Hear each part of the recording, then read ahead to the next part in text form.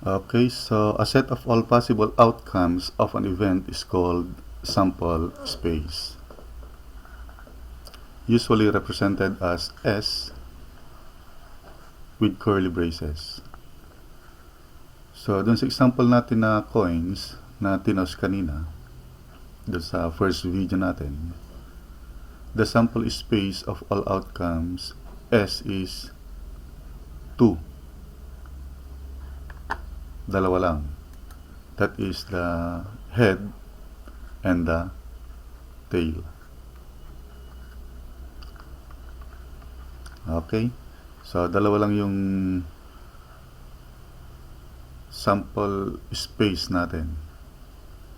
Yung head or yung tail.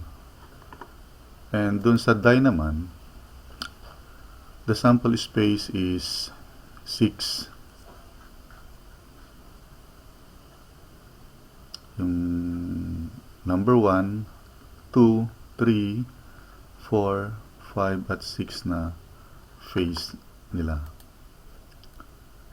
So, 6 yung sample space natin dyan. Okay?